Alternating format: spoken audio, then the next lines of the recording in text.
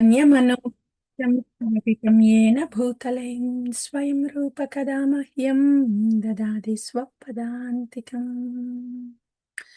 वन्देऽहं श्रीगुरुं श्रीयुतपदकमलं श्रीगुरुं वैष्णवांश्च श्रीरूपं साग्रजातं सहगणरघुनाथान्वितां तां सजीवम् साद्वैतं सावधूतं परिजनसहितं कृष्णचैतन्यदेवं श्रीराधाकृष्णपादान् सहगणललिता श्रीविशाखान्वितांश्च हे कृष्ण करुणा सिन्धु दीनबन्धु जगत्पते गोपेश गोपिकान्त राधाकान्त नमोऽस्तु ते तप्त काञ्चन गौराङ्गी राधे वृन्दावनेश्वरी वृषभानुसुते देवी प्रणमामि हरिप्रिये वाञ्छाकल्पतरुभ्यश्च कृपा सिन्धुभ्येव च पतितानां पावनेभ्यो वैष्णवेभ्यो नमो नमः। जय श्री कृष्ण चैतन्य प्रभु नित्यानंद श्री अद्वैत गदाधरम श्रीवासादि गौरभक्त वृंदम। हरे कृष्ण कृष्ण कृष्ण हरे हरे हरे राम राम राम हरे हरे।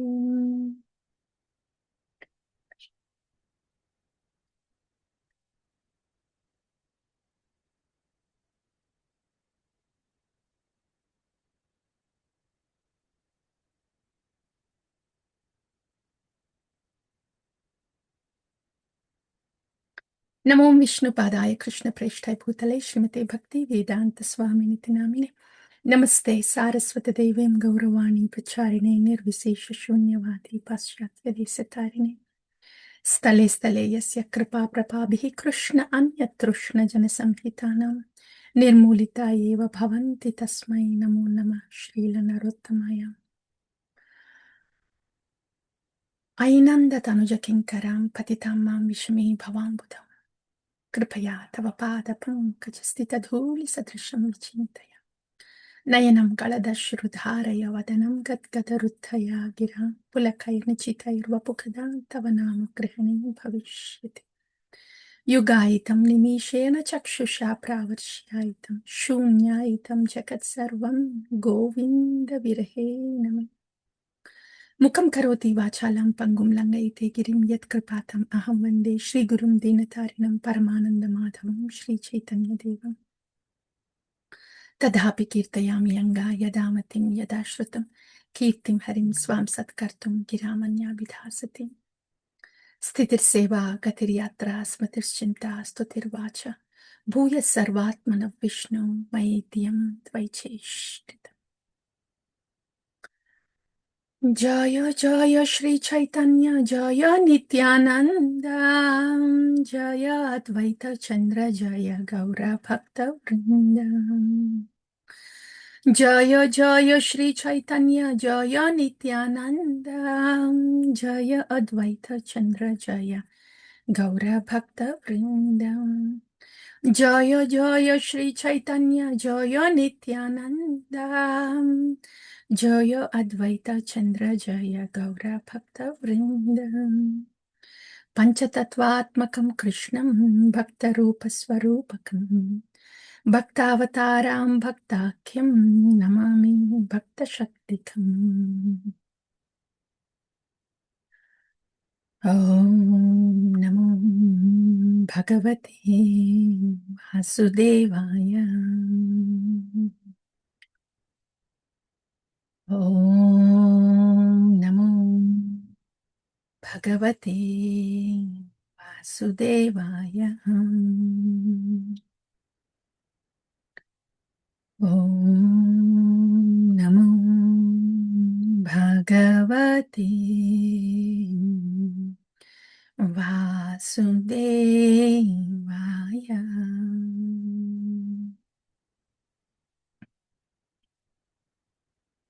एकं शास्त्रं देवकी पुत्रगीतम् एको देवो देवकी पुत्र एव एको मन्त्रस्तस्य नामानि यानि कर्मापि एकं तस्य देवस्य सेवा।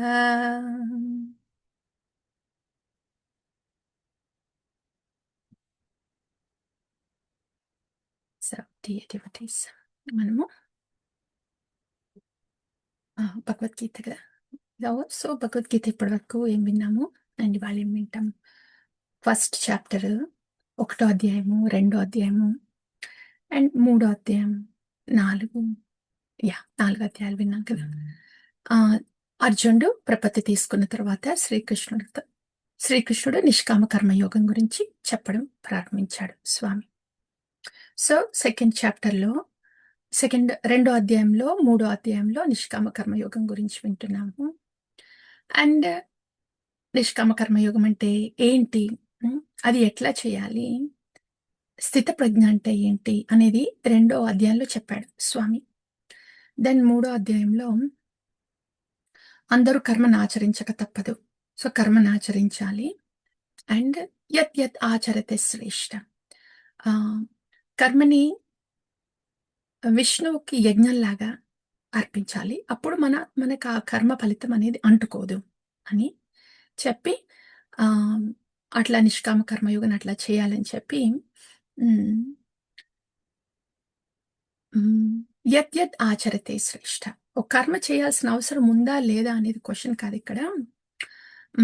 అందరూ చెయ్యడమే. ఇప్పుడు శ్రీకృష్ణుడైనా జనక మహారాజు అయినా కూడా వాళ్ళకి ఆచరించాల్సిన అవసరం లేదు కర్మ, అయినా కూడా వాళ్ళు ఒక మార్గదర్శకత్వం చూపించడానికి కర్మను ఆచరించారు. అట్లా చెప్పి దెన్ శ్రేయోహి స్వధర్మ ఏదైతే ఉందో దాన్ని, ఆ ధర్మాన్ని ఆచరించాలి. దైవీ వర్ణాశ్రమ ధర్మంలో స్వధర్మం ఏదైతే ఉందో ఆ ధర్మాన్ని ఆచరించాలి. సో ఆ రకంగా చూస్తే అర్జునుడు క్షత్రియ, నువ్వు క్షత్రియ ధర్మంలో ఉన్నా కాబట్టి క్షత్రియ ధర్మం ఆచరించాలి. అట్లా 3వ చాప్టర్లో, 3వ అధ్యాయంలో చెప్పినప్పుడు అర్జునుడు అడుగుతాడు, ఇంత బాగా చెప్తున్నావు కదా స్వామి, స్వధర్మం ఇది అని తెలిసినా కూడా చేయకుండా ఆపేది ఏంటది అంటే, అప్పుడు స్వామి ఏం చెప్తాడు, కామేశ క్రోధేశ రజోగుణ సముద్భవ, ఈ మహాశను మహాపాపము విద్ది ఏవ ఇహ వైరిణం. ఈ కామం అనేది ఉంది, భౌతిక వాసన, భోగ వాసన అనేది ఉంది. భోగ వాసన అనేది అది అర్జున, ఏమన్నా శత్రువు అనేది ఉంటే ఇదే శత్రువు. ఈ భౌతిక భోగ వాసన అనేది శత్రువు, అదే మన ధర్మము నెరవేర్చడంలో అడ్డుపడుతుంది అని చెప్పారు. అట్లా చెప్పినప్పుడు మరి ఆ భోగ వాసన పోవాలంటే ఏం చేయాలి? అట్లా 4వ అధ్యాయం మొదలవుతుంది. ఆ భోగ వాసన పోవాలంటే ఆధ్యాత్మిక జ్ఞానం అనేది మనలో వచ్చి కూర్చోవాలి, అప్పుడు ఆ భోగవాసన పోతుంది. అంతకుముందు ఏం చెప్తాడు, భోగవాసన ఎక్కడెక్కడ ఉంటుంది? ఇంద్రియాల్లో ఉంటుంది, మనసులో ఉంటుంది, బుద్ధిలో ఉంటుంది. కానీ నువ్వు ఈ మూడిటి కంటే కూడా అతీతము, నువ్వు ఆత్మ అని తెలుసుకొని ఆ ఆత్మ సంబంధితమైన ఆధ్యాత్మిక జ్ఞానం తీసుకున్నప్పుడు అప్పుడు ఈ భోగవాసన, ఈ కామం అంతా జయించబడుతుంది. అట్లా చెప్తాడు స్వామి. అట్లా 4వ అధ్యాయం మొదలైనప్పుడు అది ఆధ్యాత్మిక జ్ఞానం గురించి అనమాట. ఆ ఆధ్యాత్మిక జ్ఞానంలో స్వామి ఈ ఆధ్యాత్మిక జ్ఞానము పరంపరలో ఎట్లా అందుకోవాలి, ఇది పరంపర నుండి వస్తుంది అని. పరంపర నుండి వచ్చేటప్పుడు ఏమొస్తుంది? పరంపరలో ఎప్పుడు తత్వజ్ఞానం వస్తుంది. ఈ కథలు కొన్ని, ఆ కథలు కొన్ని అని చెప్పేసి ఇంకింతే భగవంతుడి గురించి అని ఉండదు. పరంపర అంటే తత్వజ్ఞానం ఉంటుందన్నమాట. సో ఆ తత్వజ్ఞానాన్ని ప్రసాదిస్తాడు స్వామి, భగవతత్వ అంటే ఏంటి అని అలా చెప్పి. దెన్ జన్మ కర్మచ మీ దివ్యం యోమాం వ్యక్తి తత్వత. సో నా జన్మ అయినా కర్మ అయినా తెలుసుకోవాలి అంటే తత్వంతో తెలుసుకోవాలి అని. అది ఆ తత్వం ఎట్లా తెలుసుకుంటాము? ఆశ్రితాహ మన్మయ ఆశ్రితాహ. ఆశ్రితం తీసుకున్నప్పుడు, తత్వవిత్ గురు దగ్గర ఆశ్రితం తీసుకున్నప్పుడు, స్వామి ఆశ్రయం తీసుకున్నప్పుడు, దెన్ రాగద్వేష విముక్తైస్తు బహవో జ్ఞాన తపస. ఆ ఆశ్రయం తీసుకొని మనం విజ్ఞానం అట్లా అందుకుంటున్నప్పుడు దెన్ ఈ రాగద్వేష విముక్తైస్తు అంతా జరిగి మనల్ని పూతామద్భావమాగతాహ, మనల్ని మొత్తం పునీతం చేసి మొత్తం కృష్ణ భావనలో నింపుతుంది అనమాట. అది చెప్తాడు స్వామి. అప్పుడేమంటాడు, మరందరికీ అవుతుందా ఇట్లా కృష్ణ భావన? ఎవరెవరైతే ఆశ్రితం తీసుకుంటారో అందరికీ పూత మద్భావగం ఆగతాహ అవుతుందా? అప్పుడు ఏ యదా మాం ప్రపద్యంతే తాం తదైవ భజామ్యహం. ఉం? ఎవరెవరు ఎంతగా ఆశ్రితం తీసుకుంటారో అంతగా అవుతారు అని చెప్తాడు స్వామి. అట్లా తత్వజ్ఞానం ప్రసాదించిన తర్వాత దెన్ నిష్కామ కర్మయోగ గురించి కూడా చెప్తాడనమాట. ఉం? చెప్పి ఆఖరికి ఏం చెప్తాడు? ఆహ్, చాలా బ్యూటిఫుల్ ఉంది. ఆ నిష్కామ కర్మయోగం గురించి చెప్పిన తర్వాత జ్ఞానావస్థిత చేతసాహ, ఇట్లా జ్ఞానాన్ని అందుకున్న భగవద్ జ్ఞానాన్ని, ఆధ్యాత్మిక జ్ఞానాన్ని అందుకున్నప్పుడు ఆ చిత్తంలో ఆ జ్ఞానం అట్లా నిండుకొని ఉండాలి అని. దెన్ అది నిష్కామ కర్మయోగం చెప్పిన తర్వాత ఆహ్, దెన్ వీళ్ళుంటారు గదా! హ్మ్. ఇలాంటి ఆధ్యాత్మిక జ్ఞానాన్ని అందుకోవడానికి అర్హత ఎట్లా వస్తుంది? ఎంతోమంది ఉంటారు బయట. ఆ రోడ్డు మీద ఎళ్ళే వాళ్ళుంటారు, వీళ్ళుంటారు, వాళ్ళుంటారు. మరి వాళ్ళకెట్లా అర్హత వస్తుంది ఆధ్యాత్మిక జ్ఞానం అందుకోవడానికి? ఇప్పుడు మనము కృష్ణుడి గురించి ప్రచారం చేయాలన్నా, చెప్పాలన్నా వినేవాళ్ళకి ఉండాలి గదా ఇంట్రెస్ట్. అందరికీ ఉండదు ఇంట్రెస్ట్. యాహ్! ఎందుకుండదు ఇంట్రెస్ట్? వాళ్ళింక సాక్రిఫైస్ చేయలేదు కాబట్టి. పుణ్యాన్ని ఇంకా కట్టుకోలేదు కాబట్టి. వాళ్ళ సుకృతి బ్యాంక్ ఇంకా నిండలేదు కాబట్టి ఇంట్రెస్ట్ ఉండదు. యాహ్! సాక్రిఫైస్ అనేది ఉంటే, తపస్సనేది ఉంటే, అప్పుడు ఆధ్యాత్మిక జ్ఞానం అందుకోవాలనే తపన వస్తుంది. తపస్సు లేకపోతే రాదు. ఎటువంటి రకాల తపస్సులు? అది చెప్తాడు స్వామి అక్కడ. ఆహ్, ద్రవ్యం, ద్రవ్య దానం చేయడం అనేది ఒక తపస్సు. దెన్ ఆహ్, అష్టాంగ యోగంలో ఆహ్, గాలి, రైట్? ప్రాణవాయువుని హ్మ్, కట్టడి చేయడం ఒక తపస్సు. ఇంద్రియాల్ని కట్టడి చేయడం తపస్సు. మనస్సుని కట్టడి చేయడం తపస్సు. ఇట్లా ఆహ్, ర ఏదో ఒక రకంగా తపస్సుని కూడపెట్టుకుంటే సుకృతి అనేది నిండుకుంటుందన్నమాట. నిండుతుంది. అట్లా సుకృతి బాగా నిండినప్పుడు ఆధ్యాత్మిక జ్ఞానం తెలుసుకోవాలని ఆహ్, ఉత్సుకత ఏర్పడుతుంది. రైట్?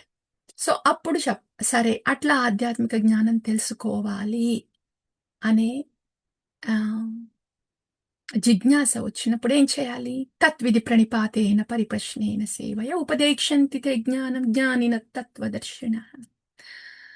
తత్విధి. అప్పుడు నీ విధి ఏంటంటే, నీ డ్యూటీ, రెస్పాన్సిబిలిటీ ఏంటంటే, ఒక గురువు దగ్గర నువ్వు ప్రణిపత్తి చేయాలి అని చెప్తాడు స్వామి. ఆ! అట్లా ప్రణిపత్తి చేసినప్పుడు ఏం జరుగుతుంది? ఆ తత్వ విజ్ఞానము ఆహ్, గురువు ద్వారా అందినప్పుడు దెన్ హ్మ్. యో మాం పశ్యతి సర్వత్ర సర్వభూతేషు భూతే రతాః. అందరిలోనూ యాక్చువల్లీ మోహం వీడుతుంది. మోహం వీడి దెన్ సర్వభూత హితే రతాః. అది జరుగుతుందనమాట. ఆ రకంగా తెలుస్తుంది. అంటే అందరిలోనూ స్వామి, స్వామి అందరిలోనూ ఉన్నాడని ఆహ్, అని రియలైజేషన్ వస్తుంది. ఆ విజ్ఞానం ఉండి ఆహ్, దర్శనం అవుతుంది. విజ్ఞానం వస్తుంది బేసిక్‌గా మెయిన్‌గా. ఎందుకంటే తత్వవిద్ గురువు దగ్గర ఆ జ్ఞానాన్ని తీసుకుంటున్నప్పుడు, మనము ప్రణిపతిత తీసుకున్నప్పుడు ఆ జ్ఞానం విజ్ఞానం అవుతుంది. సో, ఆ రకంగా మనకి తెలుస్తుంది. ఆహా! నేను గురు దగ్గర ప్రణిపత్తి తీసుకున్నానా అని. అట్లా చెప్పిన తర్వాత ఏం చెప్తాడు స్వామి? మరి అందరూ ప్రపత్తి తీసుకొని, అందరూ తత్వజ్ఞానం ఇట్లాగే తెలుసుకుంటే, అందరికి ఇట్లా అయిపోతుందా? అవుతుంది. వాళ్ళకెంత శ్రద్ధ ఉందో, అంత మేరగా అవుతుంది అని చెప్పి, శ్రద్ధ అనేది ఉండాలి. శ్రద్ధ ద్వారా ఇంద్రియ నిగ్రహం కూడా వస్తుంది. సో, అట్లా ఉన్నప్పుడు గురువు పట్ల దెన్ ఇదంతా జరుగుతుంది అని. ఇక లాస్ట్‌కి చెప్తాడు. శ్రద్ధ లేకపోతే హ్మ్. సంశయాత్మా వినశ్యతి. హ్మ్. అశ్రద్ధధానాః పురుషాః. హ్మ్. అశ్రద్ధ ఉన్నప్పుడు అంటే శ్రద్ధ లేనప్పుడు, సంశయంతోనే ఉన్నప్పుడు దెన్ వినశ్యతి. ఆ! అప్పుడు భక్తి భావన అంత రాదు. భక్తి భావన లేకపోతే ఏంటి చిత్తమంతా వినశ్యతే. భక్తి భావన లేకపోతే ఇంకేముంది? అంత దుఃఖమయమే అవుతుంది కదా! సో, అందుకనే సంశయాత్మ వినశ్యతి. అక్కడి వరకు చెప్పాడు. ఆహ్, స్వామి 4 అధ్యాయంలో, 5 అధ్యాయంలో ఏమవుతుంది? అర్జునుడు వింటాడు. యాహ్! విని కృష్ణ నువ్వు ఇట్లా తత్వవిద్ గురు అని చెప్పావు. అండ్ ఆధ్యాత్మిక జ్ఞానంతో స్థిరంగా లోపలుండాలి అని చెప్పావు ఒక పక్క. అంతకు ముందే నిష్కామ కర్మయోగం అంటే ఇట్లా చేయాలి. సో, అందుకని నువ్వు ఈ కర్మని ఇట్లా ఆచరించాలి అని చెప్పావు. One last time Krishna. నేనిప్పుడు కర్మనాచరించాలా? లేకపోతే ఆహ్, ఈ కర్మనాచరించమంటే ఇప్పుడు నేను ఈ యుద్ధం చేయాలా? లేదంటే నేను ఆధ్యాత్మిక జ్ఞానంలో అట్లే స్థిరపడి లోపల అట్లాగే ఉంటాను అని కర్మని ఏమి ఆచరించకుండా గమ్మున కూర్చొని ఆధ్యాత్మిక జ్ఞానంలో ఇట్లా స్థిరపడాలా? ఏదో ఒకటి చెప్పవా కృష్ణ క్లియర్‌గా అని. అదేదో కృష్ణుడు క్లియర్‌గా చెప్పనట్టు. మన పరిస్థితి లాగే ఉంది గదా! Srila Prabhupada Krishna is the supreme personality of Godhead. Surrender unto the supreme personality of Godhead. శ్రీకృష్ణుడు దేవాది దేవుడు. శ్రీకృష్ణుడి శరణాగతి తీసుకోండి అని ప్రతి పొరపోట్లోనూ ప్రతి సెంటెన్స్ లో చెప్తున్నారు కదా శ్రీల ప్రభుపాద. అయినా కూడా అయినా కూడా రోజు వింటున్నాం. వినమే కాదు భక్తి శాస్త్రి కూడా అయింది. అది లోపలికి లోపలికి ఇంకాలంటే టైం టైం ఎంత మాత్రము ఇప్పుడు అర్జునుడి పరిస్థితి ఎట్లా ఉందంటే అక్కడ యుద్ధం చేయాల్సిన వాళ్ళు నా వాళ్ళు భీష్మ పితామహుడు వెరీ రెస్పెక్టబుల్ నా ప్రీతి పాత్రుడు నా ప్రియమైన భీష్మ పితామహ ఇంత గట్టిగా లోపలుంది కదా అర్జునుడికి ఇంత గట్టిగా పాతేసుకొని ఉంది కదా నా అది మళ్ళీ ఆప్యాయకరమైన నా అనేది ఎంత గట్టిగా పాతేసుకొని ఉన్నప్పుడు ఒక్కసారే రమ్మనమంటే బయటికి కష్టం అవుతుందన్నమాట అర్జునుడికి. సో, ఒక పక్క భగవంతుడు చెప్తున్నా, "యుద్ధం చెయ్యాలి అర్జున, నువ్వు చెయ్యాలి అర్జున, నువ్వు చెయ్యాలి అర్జున. చేసేది చెయ్యి బయట కానీ లోపల మాత్రం ఆహ్, స్థితప్రజ్ఞుడివై చెయ్యాలి అర్జున" అని చెబుతున్నా కూడా అర్జునుడు మళ్ళొక్కసారి క్లియర్‌గా చెప్పవా? కృష్ణుడేదో కన్‌ఫ్యూజ్ చేస్తున్నట్టు. అట్లా ఉంటుంది మరి. అహమ్మమేతి అనేది అంత బాగా నాటుకుపోయి ఉంటుంది కదా మనకి చిత్తంలో. అందుకనే రోజు వినాలనమాట. రోజు వినాలి. ఆధ్యాత్మిక జ్ఞానం రోజు వినాలి. సదా వినాలి. ఎందుకు కీర్తనీయ సదాహరి అన్నారు? ఎందుకంటే మనకి చిత్తంలో అహమ్మమేతి అనేది గురుముఖ పద్మవాక్య చిత్తతి కొరియాకి అవ్వాలి కదా! మనకి అహమ్మమేతి భావన చిత్తంలో ఐక్యమై ఉంది. అంతగా ఉందనమాట. ఏంటబ్బా! నేనింత భక్తి చేస్తున్నా ఇది వదలట్లేదు, వదలట్లేదు, వదిలేది కాదు. అది కొంచెంతో వదిలేది కాదు. అది కీర్తనీయ సదాహరి ఉన్నప్పుడే ఆ! వదులుతూ ఉంటుంది. యాహ్! మట్టో పక్క వస్తూ ఉంటే పక్క నుండి ఇంకో పక్క వాటర్ పెడుతూ ఉండాలి కదా! మట్టొస్తూనే ఉంటే వాటర్ పెడుతూనే ఉండాలి. మట్టొస్తూనే ఉంటే వాటర్ పెడుతూనే ఉండాలి. అట్లా జరుగుతూనే ఉండాలన్నమాట. ఇంక చాలులే వాటర్ మట్ట ఆగిపోయింది కదా! అంటే మట్టొస్తూనే ఉంటుంది. అహమ్మమేతి వస్తూనే ఉంటుంది. అహమ్మమేతి భావన వస్తూనే ఉంటుంది.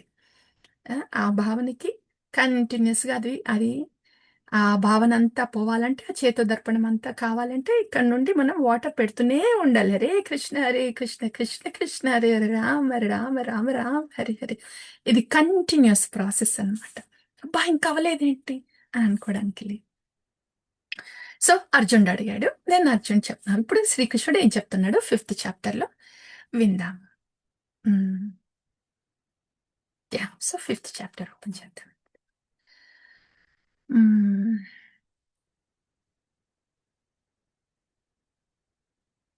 సో, పార్థసారథి కృష్ణ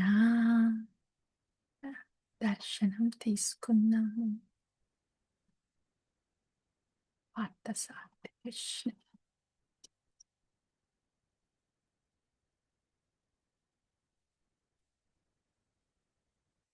మ్మ్. పార్థసారథి కృష్ణ భక్తవత్సల కృష్ణ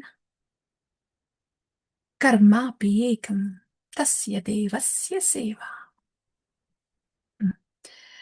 యా సో ఎక్కడ ఇది? Yeah correct. ఫోర్త్ ఏవం పరంపరా ప్రాప్తం. ఇది 5th చాప్టర్ అన్నమాట ఇప్పుడు మనం చూసేది. సో 5th చాప్టర్లో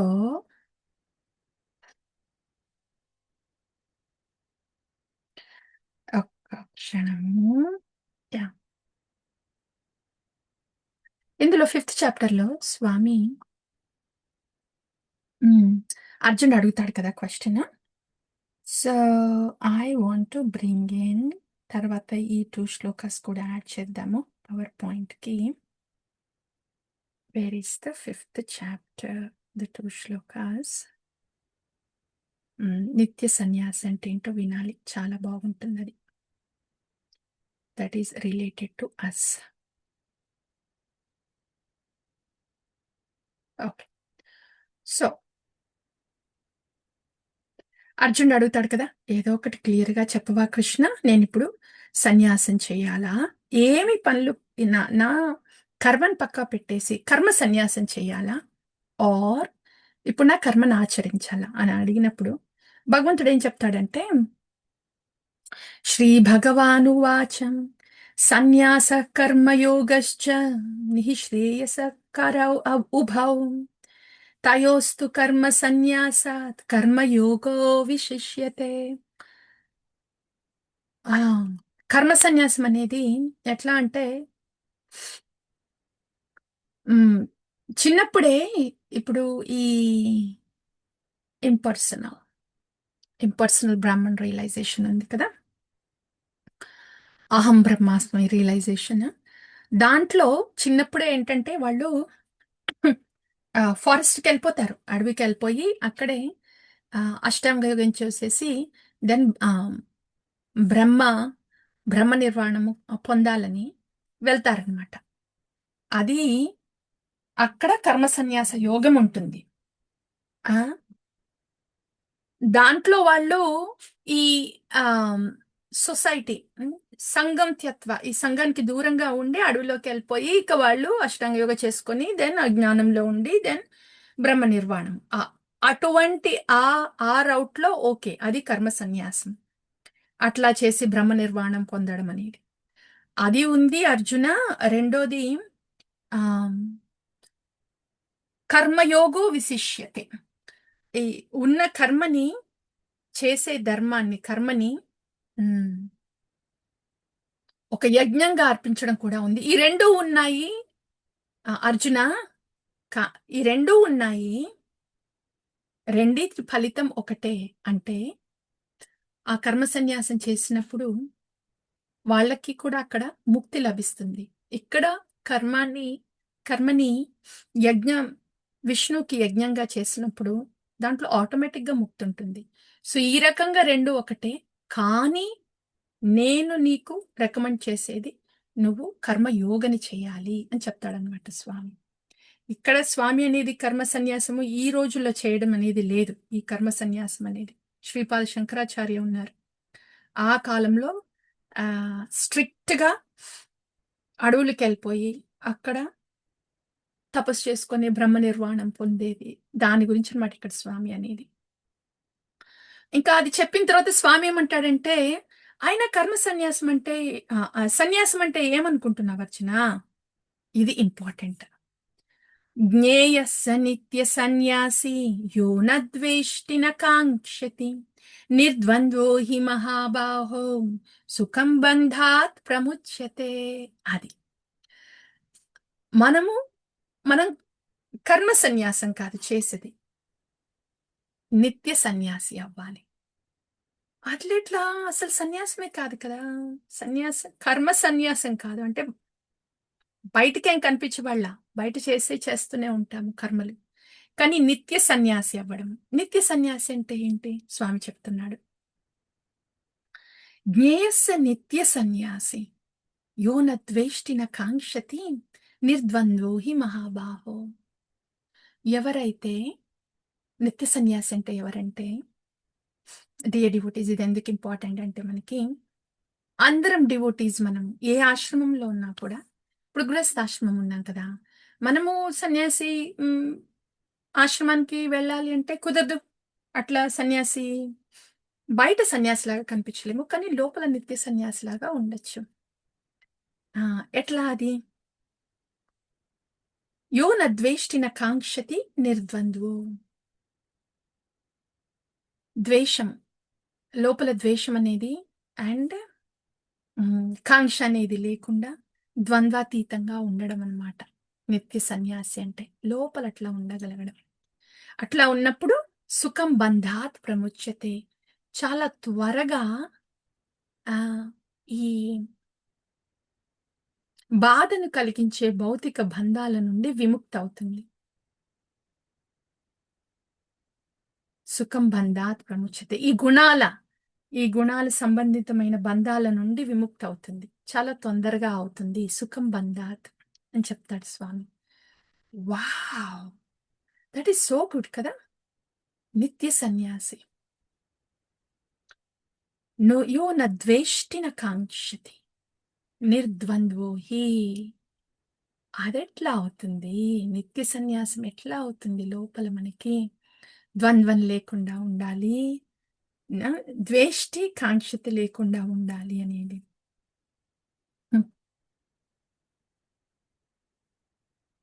లోపల విన్నాం కదా ఫస్ట్ లోనే నిష్కామ కర్మయోగం. మనం కృష్ణుని ఎంత స్థిరంగా పెట్టుకుంటే లోపల అంత మందము బయటికి సంబంధించిన రాగం కానీ ద్వేషం కానీ ఉండదు. అండ్ ద్వంద్వం అనేది కనిపించదు. ద్వంద్వం అంటే ఏంటి? కృష్ణుడు కాకుండా ఇంకేదో కనిపించడం, ఇంకేదో ఉందని అనిపించడం, అది ద్వంద్వం. అవన్నీ లేకుండా ఉంటాయి. అది నిత్య సన్యాసి అంటే. దెన్ ఇప్పుడు ఇట్లా నిత్య సన్యాసిగా ఉన్న యోగి, ఇదంతా నిష్కామ కర్మయోగం గురించి చెప్తున్నా కూడా మన భక్తి యోగంలో కూడా డియర్ డివోటీస్, నిత్య సన్యాసి ఈజ్ వెరీ వండర్ఫుల్. నిత్య సన్యాసి ఇది పాస్ట్ నిష్ఠ. నిత్య అంటే సదా కదా, నిష్ఠ అంటే స్టడీ ఆల్వేస్. సో పాస్ట్ నిష్ఠ. అట్లా రాగద్వేష్టి లేకుండా ద్వంద్వతీతో విముక్త ఉండడం అంటే ఆ స్టేజ్ లో ఎట్లా ఉంటారు డివోటీస్? అట్లా అటువంటి నిష్కామ కర్మ యోగి, అటువంటి డివోటీ ఎట్లా వాళ్ళ నైమిత్తిక ధర్మమైన వాళ్ళ సేవనైనా ఎట్లా ఆచరిస్తారు, దాని గురించి అన్నమాట. సో మన గురించే కదా ఇది. మనము మన నైమిత్తిక ధర్మాన్నైనా మన సేవనైనా ఎట్లా ఆచరిస్తాము? యోగయుక్తో విశుద్ధాత్మా విజితాత్మా జితేంద్రియః సర్వభూతాత్మభూతాత్మా కుర్వన్ అపి న లిప్యతే. బ్రహ్మణి ఆదాయ కర్మాణి సంగం త్యక్త్వా కరోతి యః లిప్యతే న స పాపేన పద్మపత్రం ఇవాంభసా. బ్యూటిఫుల్. కుర్వన్ అపి న లిప్యతే. బయటికి కర్మలైతే జరుగుతుంటాయి కానీ కర్మ అనేది అంటుకోదు. అంటే ఏ రకంగా చేయాలి అట్లా? ఆ సర్వభూతాత్మ భూతాత్మ యోగయుక్తో విశుద్ధాత్మ విజితాత్మ జితేంద్రియ. యోగయుక్తుడవై ఉన్నప్పుడు అంటే మనము యోగయుక్తుడు అవ్వడం అంటే కృష్ణ సంబంధితంతో లోపల ఉన్నప్పుడు విశుద్ధాత్మ. విశుద్ధాత్మ ఎట్లా ఏర్పడుతుందంటే ఇట్లా కృష్ణ సంబంధితంగా ఉన్నప్పుడు, యోగయుక్తంతో ఉన్నప్పుడు. అప్పుడు విజితాత్మ జితేంద్రియ, అన్ని ఇంద్రియాల మీద ఆ జితేంద్రియ జిత అన్ని అన్ని ఇంద్రియాల మీద సక్సెస్ ఉంటుంది, అన్ని ఇంద్రియాల మీద గెలుపు ఉంటుంది అన్నమాట. ఆ! 5 ఇంద్రియాలు ప్లస్ ఆరోది మనస్సు. అన్ని ఇంద్రియాల మీద గెలుపు ఉంటుంది. ఎప్పుడు? ఇట్లా కృష్ణ భావనతో స్థిరత్వంగా ఉన్నప్పుడు, విశుద్ధాత్మ అవుతున్నప్పుడు, విజితాత్మ జితేంద్రియ అవుతుంది. అప్పుడేం జరుగుతుంది? సర్వభూతాత్మ భూతాత్మ. అప్పుడు అటువంటి స్థితిలో ఉన్నప్పుడు ఆహ్, అటువంటి వాళ్ళు అందరికీ డియర్‌గా ఉంటారు. అందరికీ ప్రీతికరంగా ఉంటారు. అందరూ కూడా అటువంటి వారికి ప్రీతికరంగానే ఉంటారు. ఇదంతా జరగాలంటే అది మామూలు విషయం కాదు. విశుద్ధాత్మ. ఆ ఆత్మ విశుద్ధి అవుతున్నప్పుడు ఆహ్, జరిగేదనమాట ఇది. సో, నిష్ట, రుచి ఉంటాయి కదా! వాటి గురించి స్వామి చెప్తున్నాడనమాట. మనము భక్తి చేస్తున్నప్పుడు మనము లోపల చిత్తం శుద్ధమవుతుంటే ఇలా జరుగుతూ ఉంటుందని. అప్పుడు బయట కర్మ చేస్తున్నా సేవలాగా చేస్తారు కాబట్టి అది ఆహ్, ఆ కర్మ ఫలితం మనకంటుకోదు. కుర్వన్ అపి న లిప్యతే. పని చేస్తున్నా కూడా పనికి సంబంధించింది ఏది లోపలికి అంటుకోదు. కర్మనాచరిస్తున్నా కూడా కర్మ అనేది లోపల అంటుకోదు. బ్రహ్మణి ఆదాయ కర్మాణి సంగం త్యక్త్వా కరోతి యః లిప్యతే న స పాపేన పద్మపత్రం ఇవాంభస. హ్మ్. పద్మపత్రం ఇవాంబస. తామరాకు మీద నీటి బొట్టులాగా ఉంటుంది. అటువంటి భక్తుడు ఆచరించే కర్మలెట్లా ఉంటాయంటే, తామరాకు మీద నీటి బొట్టులాగా ఉంటుంది. చూడ్డానికి తామర పువ్వెక్కడుంటుంది? మురికి నీళ్ళల్లోనే ఉంటుంది. రైట్? మనం కూడా భక్తులము యాహ్! ఎక్కడున్నాము? గుణ సముద్రంలో ఉన్నాము. మురికే ఇది. కానీ తామరాకుకి, తామర తామర పువ్వుకి నీరంటుకుంటుందా? అంటుకోదు. ఆకిట్లా ఉందంటే, ఒక చుక్క నీరు పడితే బొట్టుగానే నిలుస్తుంది. అది ఆకు లోపలికెళ్ళదు. ఎందుకంటే, ఒక ల ఆకు మీద ఇట్లా వాక్సీ కవరింగ్ ఉంటుంది కదా! ఒక పల్చటి లేయర్ ఉంటుంది. అంటుకోకుండా. అందుకని బొట్టులాగే నిలుస్తుంది. దానికి ఆ మురికి, నీరు అంటుకోదు ఆకుకి. మనకు కూడా అంతే. మనం డివోటీస్ అయినప్పుడు, ఈ గుణ సముద్రంలో ఉన్న, ఈ సొసైటీలో ఉన్న మనం భక్తిని ఆచరిస్తున్నా కూడా, మనము అట్లా ఉండాలి. ఇది సొసైటీ గుణ సముద్రంలో ఉన్న మనకి ఇక్కడున్న గుణాలేమి అంటుకోకుండా, తామరాకు మీద నీటి బొట్టులాగా ఉండాలి. అంటే ఎట్లా ఉంటుంది? బ్రహ్మణి ఆదాయ కర్మాణి సంగం త్యక్త్వా కరోతి యః చేసినప్పుడు ఉంటుంది. బ్రహ్మణి ఆదాయ కర్మాణి. మన కర్మం ఆచరించేదంతా ఉంది కదా! ఇది కృష్ణ సేవ అనే కృష్ణ భావనతో మన నైమిత్తిక ధర్మాల్ని, మన సేవల్ని ఆచరించినప్పుడు అప్పుడు సంగం త్యక్త్వా కరోతిహ. సంగం త్యక్త్వా అంటే ఈ గుణాల్ని వదిలేసేయడం. హ్మ్. జరుగుతుందనమాట. అంటే కృష్ణుడి భావన లోపల పట్టుకున్నప్పుడు గుణాలు అనేవి వదలడం జరుగుతుంది. అట్లా జరిగినప్పుడు లిప్యతేన స పాపేన. మనకేమి పాపం అనేది అంటుకోకుండా, గుణాలనేవి అంటుకోకుండా పద్మపత్రమివాంబస. ఆ!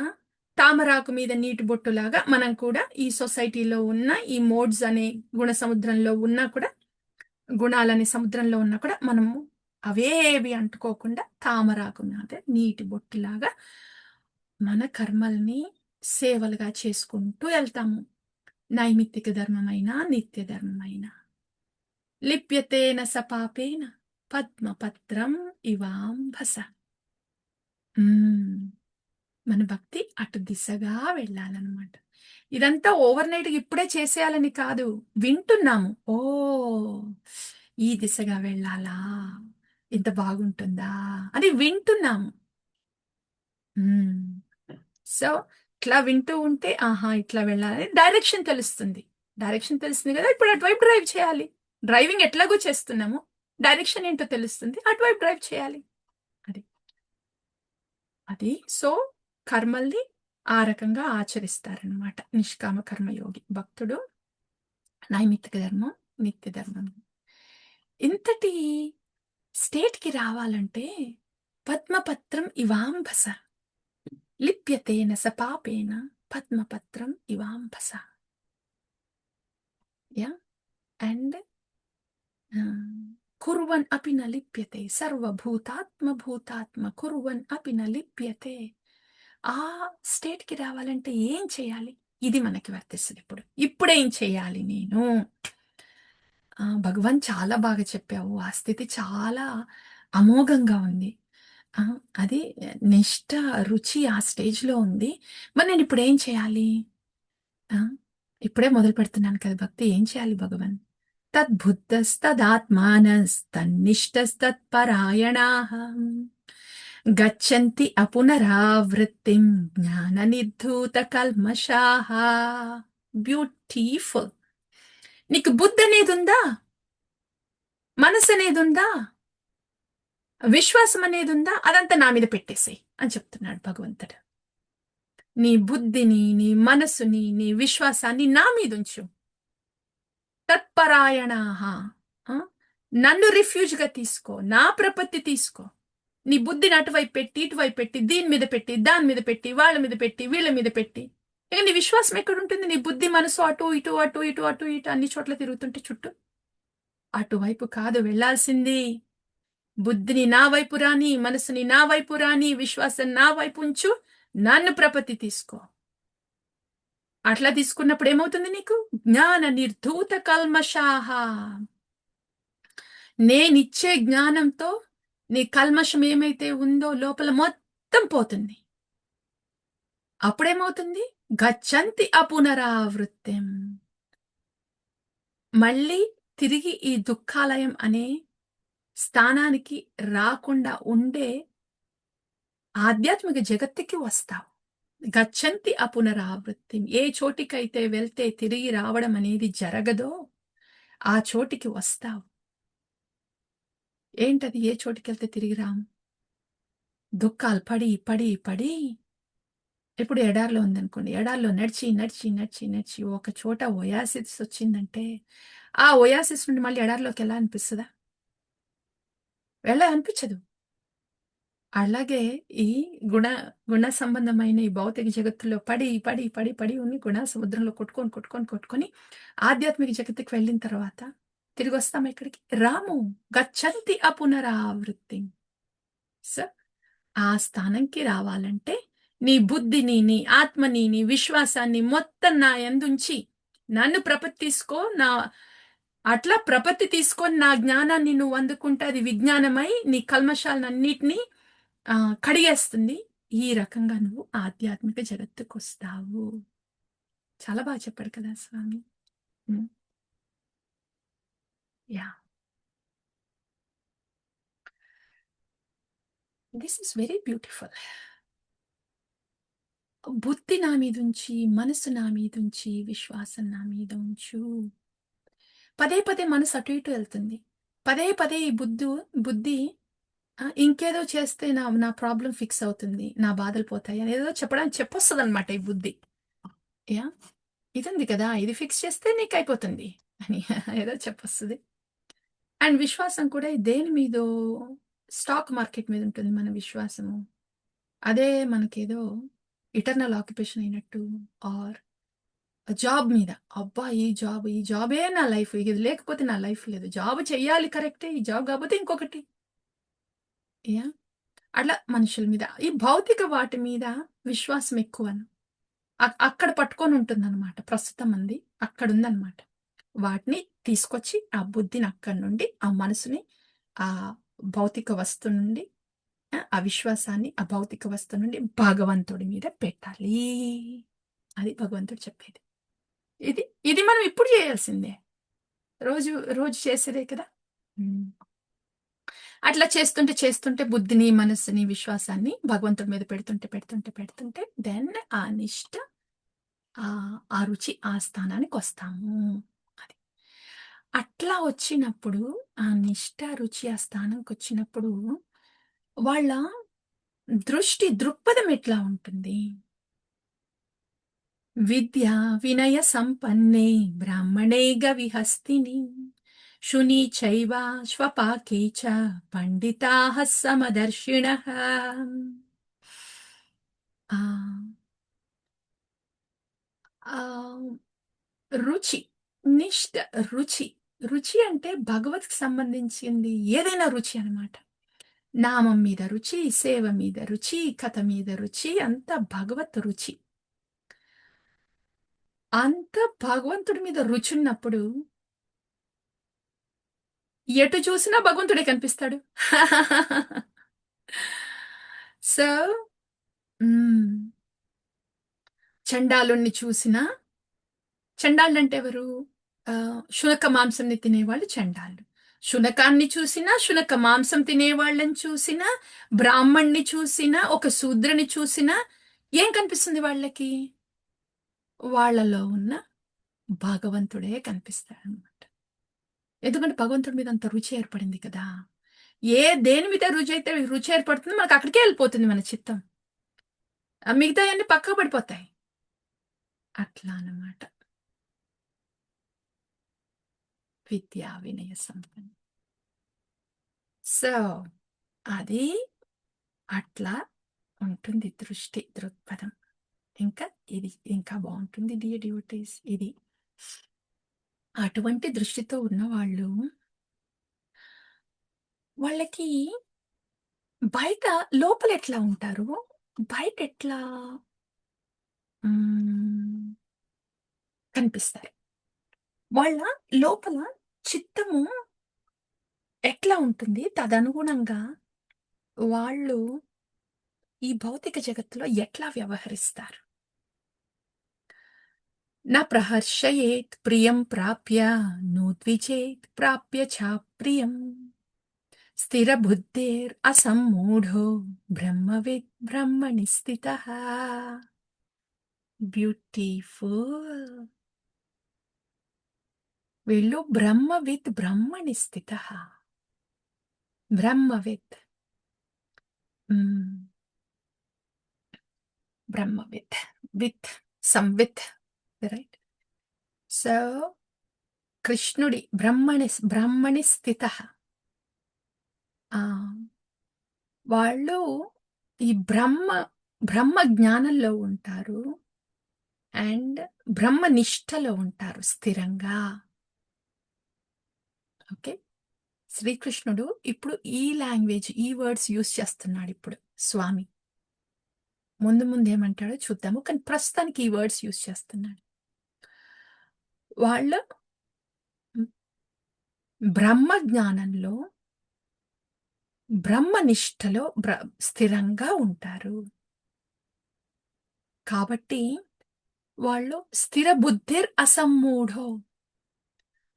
వాళ్ళ బుద్ధి స్థిరంగా ఉంటుంది. బుద్ధి స్థిరంగా ఉంటుంది కాబట్టి అసమ్మూఢో. వాళ్ళకి మాయ, మూఢత్వం అనేది వచ్చి అంటుకోదు. అప్పుడు ఆ స్థితిలో ఉంటారు కాబట్టి లోపల న ప్రహర్షయేత్ ప్రియం ప్రాప్య నోద్విజేత్ ప్రాప్య చాప్రియం. ఏదైనా ప్రియమైంది జరిగితే ఓహ్! అని పొంగిపోవడము. ఏదైనా అప్రియమైంది జరిగితే ఆహ్! అని కుంగిపోవడం జరగదు. ఎందుకట్లా? వాళ్ళు అసమ్మూఢాలు. ఇల్యూషన్‌లో లేరు. స్థిరమైన బుద్ధిలో ఉన్నారు లోపల. అది. హ్మ్. ఇది వెరీ టెక్నికల్ టర్మ్స్. నిష్కామ కర్మ యోగంలో ఆహ్, బ్రహ్మ, బ్రహ్మజ్ఞానం, బ్రహ్మస్థిత అంటే అట్లాగే ఉంటుంది. కానీ ఈ థియరీ కొంచెం ప్రాక్టికల్‌గా రావాలంటే బ్రహ్మవిద్ బ్రహ్మణి స్థితః. కృష్ణుడితో స్థిరంగా ఉంటారనమాట లోపల. నామనిష్ట, కృష్ణనిష్ట. హ్మ్. స్థిర బుద్ధేర్. బ్రహ్మవిత్. కృష్ణ సంబంధమైన తత్వవిత్. కృష్ణ సంబంధమైన జ్ఞానము. తద్వారా కృష్ణ స్థిత. కృష్ణ స్థితిలో ఉంటారు. తత్వజ్ఞానం తెలిసినప్పుడు దెన్ ఆ జ్ఞానము మనల్ని మన బుద్ధిని స్థిరంగా కూర్చోబెడుతుందన్నమాట. స్థిరంగా ఉంచుతుంది. సో, భగవత్ సంబంధమైన తత్వజ్ఞానంతో వాళ్ళ చిత్తం నిండినప్పుడు దెన్ బ్రహ్మణి స్థితః నిష్టలో ఉంటారు. నామనిష్ట, కృష్ణ నిష్టలో ఉంటారు. అప్పుడు స్థిర బుద్ధిర్ ఉంటుంది వాళ్ళకి. ఇట్లా తత్వజ్ఞానంతో నిష్టలో ఉన్నప్పుడు అంతరంగికంగా అసమ్మూఢో మాయ అనేది అంటుకోదు. అప్పుడు లోపల అట్లా ఉన్నారు కాబట్టి బయట వాళ్ళకి ప్రియం ఇంకా అప్రియం అనేది ఏమి ఉండదు. సో, ప్రియంగా ఏదన్నా జరిగినా పొంగడము, అప్రియంగా ఏదన్నా జరిగినా కుంగిపోవడం అనేది ఉండదు. బయట అట్లా ఉండగలగాలి అంటే, అబ్బా! నాకిదేదో ఇష్టమైంది జరిగిపోయింది. ఓహ్! భలే! భలే! భలే! జరిగిపోయింది. చాలా బావుంది. చాలా బావుంది. చాలా బావుంది. ఆహాహాహాహా! అది ప్రియం. ఆ! అండ్ అప్రియం ఏమి జరిగిందంటే, అబ్బా! ఇట్లా ఎందుకు జరిగింది? అయ్యయ్యో! No, no, no, no. ఇట్లా జరగకుండా ఉండాల్సింది. బాధగా ఉంది. అది కుంగిపోవడం అప్రియమైంది ఏదన్నా జరిగితే. అట్లా జరగకుండా ఉండాలి బయట అంటే లోపల ఎంత ఆహ్, భక్తి, నిష్ఠ, తత్వం దిగేసుకొనుండాలి. కదా! స్థిర బుద్ధిర్ అసమ్మూఢో విత్ బ్రహ్మణి స్థితః. ఇది బ్యూటిఫుల్ డియర్ డివోటీస్. అగైన్ ఇదంతా నిష్ఠ, రుచి ఆ ఆ దిశగా భక్తి బలపడుతున్నప్పుడనమాట. ఇంత బాగుంటుందని. ఇంత బాగుంటుందా? అని అనుకోవాలి. అరే! నాకిప్పుడు రాలేదేంటి? నేనిప్పుడే కదా! నేను 16 రౌండ్‌లు చేస్తున్నాను. 1 వీక్ నుండి 16 రౌండ్‌లు చేస్తున్నా. ఒక సంవత్సరం నుండి 16 రౌండ్‌లు చేస్తున్నా. నాకింకా ఇక్క రాలేదేంటి? స్థిర బుద్ధి రసం మూడో రాలేదు. బ్రహ్మవిద్ బ్రహ్మణి స్థిత రాలేదేంటి? అని అనుకోరు. అట్లా అనుకుంటే అది రాజసికం అవుతుంది. అట్లా అనుకోవడం రాజసికం అవుతుంది. అయ్యో! రాలేదే అని బాధపడడం తామసికం అవుతుంది. అది గుర్తించాలి మనం.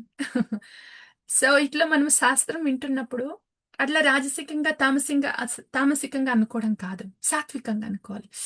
ఓహ్! అంత బాగుంటుందయితే. సో, నేను భక్తి ఇట్లా చేసుకుంటూ పోతుంటే, స్థిరపడుతూ ఉంటే నా భక్తి ఇంత బాగుంటుందనమాట. స్వామి ఆ దిశగా తీసుకొనెళ్ళవా? అని అనుకుంటే అది సాత్విక ఆలోచన అవుతుంది. అట్లా అనుకోవాలనమాట. మనం ఎప్పుడైనా ఈ శాస్త్రం విన్నప్పుడు, సాధువాణి విన్నప్పుడు ఆ రకంగా అనుకోవాలి. హ్మ్. దెన్ బాహ్య స్పర్శేషు అసక్తాత్మ విందతి ఆత్మన యత్ సుఖం. సబ్రహ్మ యోగయుక్తాత్మ సుఖమక్షయమశ్నుతే. ఇది ఇంకొకటనమాట. ఓహ్! ఇంత బావుంటుందా? యాహ్! సబ్రహ్మ యోగయుక్తాత్మ సుఖమక్షయమశ్నుతే. వీళ్ళెట్లా ఉంటారు? నిష్ఠలో రుచి కదా! రుచికరంగా ఏదో రుచికరంగా లోపల క్రోలుతూ ఉంటారనమాట. సుఖం అక్షయం అశ్నుతే. They are అక్షయం. క్షయం కానిది. సుఖం. హ్మ్. తుష్యంతి చ రమంతి చ అట్లా అనమాట. సుఖమక్షయం అశ్నుతే. స బ్రహ్మయోగయుక్తాత్మ. ఆ! బ్రహ్మయోగయుక్తాత్మ భగవంతుడి సంబంధంలో ఉన్న సేవ ఆనందాన్ని రమిస్తూ ఉంటారు. భగవద్బంధంతో లోపల తద్వారా వచ్చే సేవ ఆనందంలో రమిస్తూ ఉంటారు. ఆహ్, హ్మ్. అశ్నుతే. నెక్టర్‌ని ఆహ్, అమృతాన్ని గ్రోలుతూ ఉంటారనమాట లోపల. సబ్రహ్మ యోగయుక్తాత్మ సుఖమక్షయమశ్నుతే. విందతి ఆత్మాని యత్ సుఖం. సో, ఆత్మాని యత్ సుఖం. భగవంతుడితో స్థిరంగా ఉంటూ లోపల భగవత్ సంబంధమైన భావనతో వచ్చే ఆ సేవా ఆనందాన్ని, ఆ అమృతాన్ని హ్మ్, ఆస్వాదిస్తూ ఉంటారు లోపల. సేవానంద అమృత ఆస్వాదన జరుగుతూ ఉంటుంది లోపల. అప్పుడు ఇంకేమన్నా బయట ధ్యాస ఉంటుందా? బాహ్య స్పర్శేషు అసక్తాత్మ. లోపల ఇంత సేవానందం ఆస్వాదన జరుగుతూ అంత ఫుల్గా దాంతోనే ఉంటే, పొట్టంతా నిండిపోయి ఉంటే ఇంకేమన్నా పెడితే తింటామా బయట నుండి? అట్లాగే బాహ్య స్పర్శేషు అసక్తాత్మ. బాహ్యంగా ఏదన్నా స్పర్శ వస్తే ఆసక్తి ఉండదన్నమాట. ఆ! బయట నుండి ఎవరేమంటున్నారు? ఏం జరుగుతుంది? ఏం చేస్తున్నారు? ప్రశంసొస్తుందా? తెగడ్తలొస్తున్నాయా? రాగముందా? ద్వేషం ఏమి పట్టదు.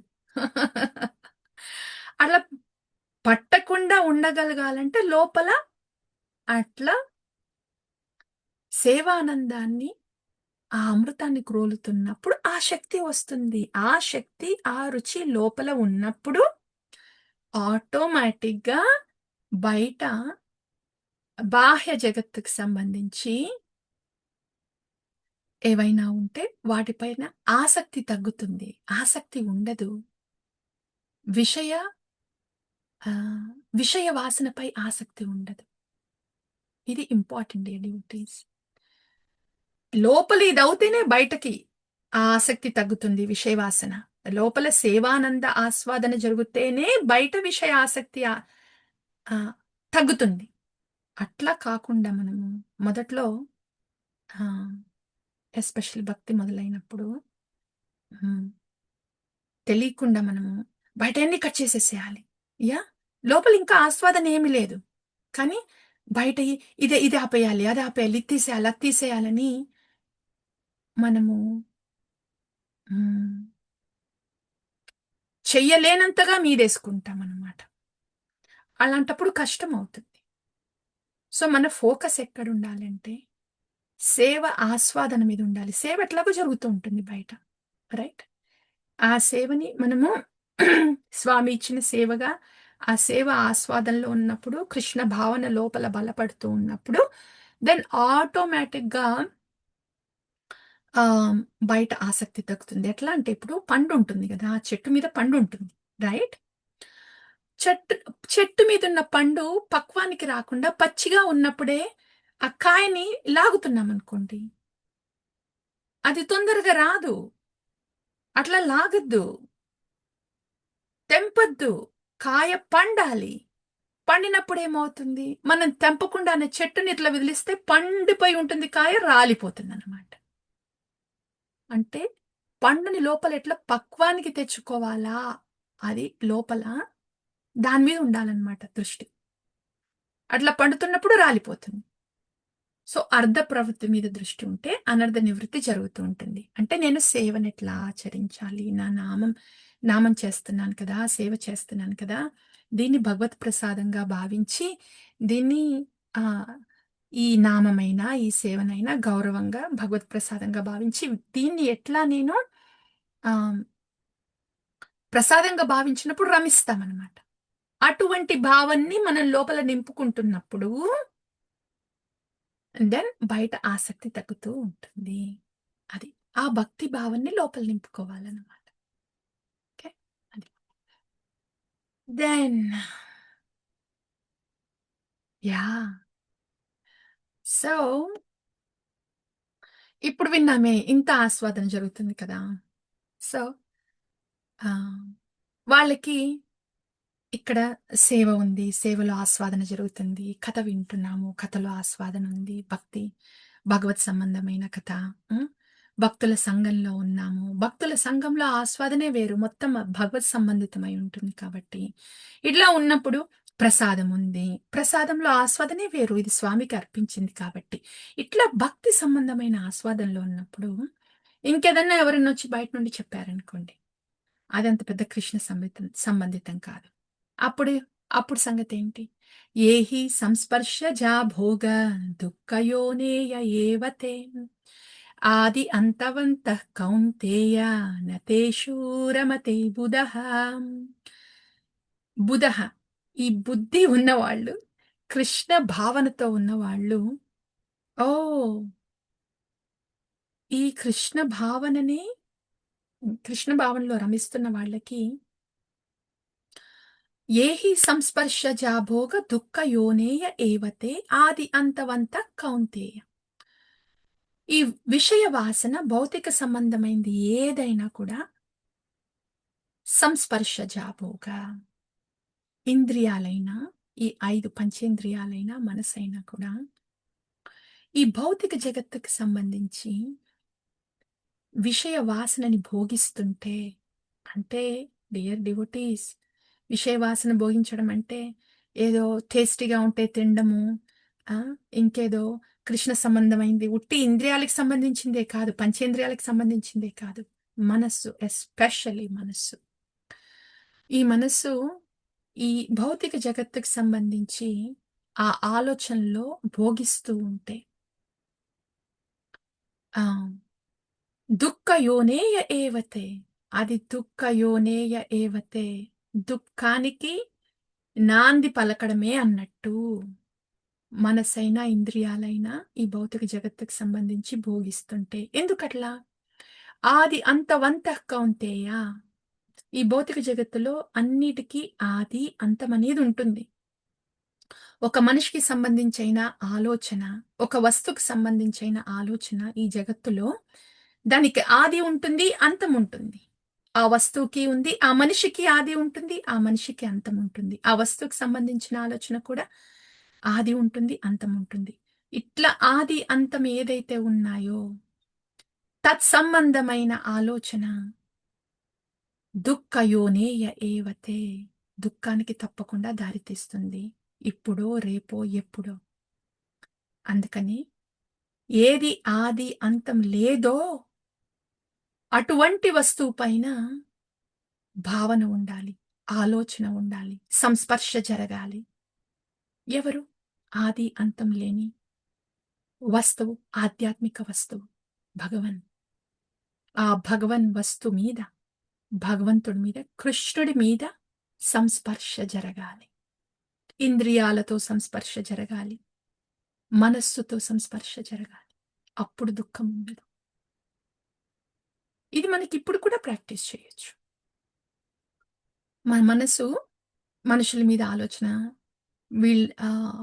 ఇక్కడ ఈ దేని మీద అయినా కూడా అతుక్కుపోయే ఆలోచన ఏది అవసరం లేదు ఇక్కడ మనకి ఈ జగత్తులో. ఏదైనా చేయాల్సిందుంటే, మన ధర్మం చేయాల్సిందంటే అది సేవా రూపంలో నిష్కామ కర్మయోగ చెప్పాడు కాబట్టి స్వామి, నీ ధర్మం ఏదైతే ఉందో, నీ కర్మ ఏదైతే ఉందో నా సేవలాగా చేసేసి వదిలిపెట్టేయి అంతే. ఇంకా ఇక్కడ అతుక్కునేది ఏమీ లేదు. మనుషులకు సంబంధించి, వస్తువులకు సంబంధించి నా రెస్పాన్సిబిలిటీ పేరుతో ఇంతింత మీదేసుకొని అతుక్కునేది ఏమీ లేదు ఈ భౌతికంగా. ఎట్లా అతుక్కుపోతున్నాము అంటే అది దుఃఖయోనేయ ఏవతే. సో భగవద్భక్తులు అట్లా ఈ భౌతిక సంబంధించిన వాటికి అతుక్కుపోరు. నతేషు రమతే బుధః, దానిలో రమించరు అని చెప్తున్నాడు భగవంతుడు. ఎందుకు రమించరు? వాళ్ళకి తెలుసు దీనికి ఆది ఉంది, అంతం ఉంది, కాబట్టి దుఃఖం వస్తుంది అని. నువ్వు గుడ్ లేబుల్ పెట్టినా, బ్యాడ్ లేబుల్ పెట్టినా కూడా నువ్వంటే నాకు చాలా ఇష్టం, నువ్వు పోతావు, ఆ ఇష్టమున్నోళ్ళు కూడా పోతారు. నీకు ఆది ఉంది, అక్కడ ఆది ఉంది. నీకు అంతం ఉంది, ఆ పర్సన్కి అంతం ఉంది. ఎంతకాలం అక్కడ దుఃఖం అనేది వెయిట్ చేస్తుంది అంతే. నువ్వంటే అస్సలు ఇష్టం లేదు, నీకు అంతం ఉంది, అస్సలు ఇష్టం లేని వాళ్ళకి కూడా అంతం ఉంది. నీకు ఆది ఉంది, నీకు ఇష్టం లేని వాళ్ళకి ఆది ఉంది. ఇంకెందుకు ఇప్పుడు దుఃఖం ఇప్పుడే అనుభవిస్తున్నావు? సో ఆ డిరెక్షన్ లోకే వెళ్ళకు. జస్ట్ కృష్ణ భావన సంస్పర్శన జరగాలి. యా, అది. దెన్ అందుకని భగవంతుడు ఏం చెప్తున్నాడు? శక్నోతి యైవ ఇహ షోడుం ప్రాక్ శరీర విమోక్షణాత్ కామక్రోధోద్భవం వేగం సయుక్త స సుఖీ నరః. ఇట్లా ఈ భౌతికమైన వాటి మీద, ఆది అంతం ఉన్న వస్తువుల మీద రమించకుండా ఉండాలంటే ఏం చేయాలి? దానికంటే ముందు స్టెప్ ఏంటి భగవన్? ఆ శక్నోతి ఇవ యః షోడం ప్రాక్ శరీర విమోక్షణాత్ కామక్రోధోద్భవం వేగం. వేగం, వేగం వస్తుందే. కామక్రోధ ఉద్భవం వేగం. ఈ వేగం అనేది కామం, విషయ భోగ వాసన. భౌతికి సంబంధించింది, జగత్ సంబంధించి ఏది కావాలనుకున్నా అది కామమే. అది రాకపోతే వచ్చేది క్రోధమే. ఆ కామంతో, క్రోధంతో వచ్చేది వేగమే. ఆ వేగముందే, ఆ వేగాన్ని శక్నోతి యైవ ఇహ షోడుం. శక్నోతి. దాన్ని టాలరేట్ చెయ్యి, సహించు. వేగం లోపల నుండొస్తుంటే, ఆ వేగాన్ని బయటికి రానీయకు. Tolerate it. తితిక్షవ, టాలరేట్, శక్నోతి యైవ. Tolerate it. వేగమొస్తుందంటే అర్థమేమంటే, ఇది సహించాలి అని అర్థం. ఇది సహిస్తే అది ఈజీ కాదు. కృష్ణ భావన ఉన్నప్పుడు సహిస్తాము. వేగమొస్తుంది కాబట్టి కృష్ణుడు నాకు కృష్ణ భావనలో ఉండాలని, హ్మ్. కృష్ణ భావనలో ఉండడానికి అదొక ఛాన్స్ అన్నమాట వేగమొస్తున్నప్పుడు. సో, వేగమొస్తుందంటే అర్థము దాన్ని సహించాలి. సహించాలంటే శక్తి కృష్ణ భావనతో వస్తుంది. సో, ఎవరైతే ఈ వేగాన్ని, ఈ శరీరం వదిలేసే లోపున, హ్మ్. ఈ కామం, క్రోధం అనే వేగము ఈ శరీరం వదిలేసే లోపున ఆ వేగాన్ని మొత్తం ఆపుతారో ప్రాక్ శరీర విమోక్షణాత్. ఈ శరీరం వదిలేసే లోపున ఆ వేగమంతటిని ఆపగలుగుతారు. Before leaving this body. Then సయుక్త స సుఖీ నరః. వాళ్ళే ఎప్పుడు సుఖంగా ఉంటారు. హ్మ్. అంటే మనకి ఈ భౌతిక జగత్తులో ఏ విషయం పట్లైనా కూడా మన లోపల నుండి వేగమొస్తున్నప్పుడు కామం, క్రోధం, లోభం, మదం, మాత్సర్యం ఇటువంటి రూపంలో, హ్మ్. వేగం బయటకొస్తున్నప్పుడు ఆ ఆ వేగాన్ని బయటికి రానిస్తే సుఖముండదు. ఆ వేగానికి ఆనకట్ట వేస్తే, భగవత్ భావనలో ఉంటే అప్పుడే సుఖముంటుంది. సో, ఇది ఈ శరీరాన్ని వదిలిపెట్టే లోపున ఈ స్థితికి నువ్వు రావాలి. అప్పుడే నువ్వు సుఖంగా ఉంటావు. సయుక్త స సుఖీ నర భగవంతుడు చెప్తాడు. ఇది ఇప్పుడు కూడా మనం ప్రాక్టీస్ చేయొచ్చు. భగవంతుడు చెప్పాడు కదా! ఎప్పుడైనా వేగం వచ్చినప్పుడు, ఓహ్! ఇదే భగవంతుడు చెప్పింది. ఈ వేగానికి ఆనకట్ట వేయాలి అన్నాడు. ఆనకట్ట వేయాలంటే నేనిప్పుడు భగవద్భావనలో ఉండాలి అని ప్రాక్టీస్ చేసుకోవాలన్నమాట ఇది. ఇది సాధన భక్తి. ఓకే. అది డియర్ డివోటీస్. ఇదంతా చెప్పాడు కదా స్వామి. చెప్పిన తర్వాత ఇదంతా ఏంటి నిష్కామ కర్మయోగం కదా! ఏమేమి పదాల్ని వాడాడు స్వామి ఇక్కడ? బ్రహ్మవిద్ బ్రహ్మణి స్థితః. బ్రహ్మ జ్ఞానంలో ఉండి, ఆ! ఈ ఈ బ్రహ్మంలో స్థిరంగా స్థి స్థిరత్వం పొందిన వాళ్ళు అని అట్లా బ్రహ్మణ్ అని చెప్పాడు కదా! ఇప్పుడు చెప్తున్నాడు స్వామి లాస్ట్‌కి చాప్టర్, 5దో అధ్యాయంలో లాస్ట్‌కి చెప్తున్నాడు. అయిపోయింది. ఈ బ్రహ్మణ్, నిర్విశేష బ్రహ్మణ్, నిష్కామ కర్మయోగ అన్నీ చెప్పాను. ఆ బ్రహ్మణే నేను. హ్మ్. ఆ బ్రహ్మ జ్యోతికి ఆధారమే నేను. భోక్తారాం యజ్ఞ తపసాం సర్వలోక మహేశ్వరం. సుహృదం సర్వభూతానాం జ్ఞాత్వా మాం శాంతిం రచ్చతి. ఇది ఎట్లా ఉందంటే, ఇప్పటి వరకు భగవద్ దర్శనం కాకుండా ఉట్టి కర్టన్స్ ఉన్నాయన్నమాట. హ్మ్. అంత నిష్కామ కర్మయోగ ఇప్పటి వరకు విన్నామన్నమాట. ఓకే. ఓకే. ఆ! నిష్కామ కర్మయోగ ఇట్లా చేయాలి. దెన్, హ్మ్. అప్పుడు ట్రాన్సెండెన్స్. హ్మ్. మనము ఆధ్యాత్మికంలో, ఆహ్, ఆధ్యాత్మిక జగత్తులో ఉంటాము. అట్లా అని జస్ట్ వేగ్ ఐడియా లాగా విన్నామన్నమాట. ఇప్పుడు ఈ శ్లోకంతో స్వామి మొత్తం కర్టెన్ ఓపెన్ చేసేస్తే డీటీస్ దర్శనం అయినట్టు నేనే. ఆ బ్రహ్మజ్యోతికి ఆధారమైన వాణ్ణి నేనే. నేనే భోక్తారాం యజ్ఞ తపసాం. స్వామి చెప్తున్నాడు. ఆ! అన్ అందరూ చేసే తపస్సుని భోగించేది నేనే. ఇప్పటివరకు చెప్పాడు కదా! నిష్కామ కర్మయోగిలో స్వామి. నీ ధర్మం ఏదైతే ఉందో నువ్వు తపస్సులాగా ఆచరించు అని. ఆ తపస్సుని భోగించే వాళ్ళెవరు? ఇప్పుడు చెప్తున్నాడు స్వామి. తపస్సులాగా ఆచరిస్తున్నావే అది నా కోసం. నేను భోగించడానికి నువ్వు తపస్సు చేసేది. నువ్వు భోగించడానికి కాదు. నేను భోక్తని. నువ్వు భక్తవి. నువ్వు భోక్త కాదు. నేను భోక్తని, నువ్వు భక్తవి. చెట్టు ఉంటుంది కదా! చెట్టుకి ఈ ఆకులున్నాయి కదా! నీళ్లు తీసుకొచ్చి పోస్తుంటే ఆహ్, మన వేర్లకి నీళ్లు తీసుకొచ్చి పోస్తుంటే ఆకులు చూస్తున్నాయన్నమాట. ఏంటి?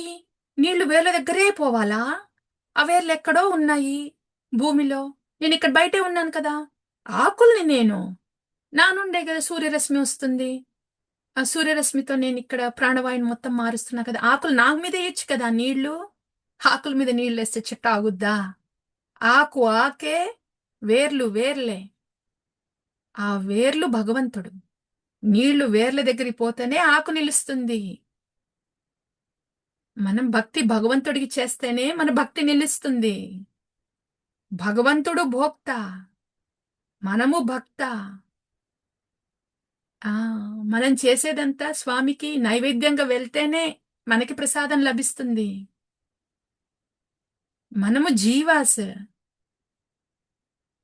జీవ రోలు భక్త. సో, అందుకని మన నైమిత్తిక ధర్మం ఏదున్నా కూడా, మన సేవ ఏదన్నా ఉన్నా కూడా, ఇది నాకు తగ్గట్టుగా, నాకు కావాల్సినట్టు జరుగుతుందా? కాదు. ఆ! ఇది గురుకృష్ణులకి ప్రీతికరంగా ఉందా? అట్లా ప్రీతికరంగా ఎట్లా ఉండాలో అట్లా నేను చేయాలి. అప్పుడు నేను భక్త. కృష్ణుడు భోక్త. అది. రైట్? ఆ! దెన్ ఇంకేమంటున్నాడు స్వామి? సర్వలోక మహేశ్వరం.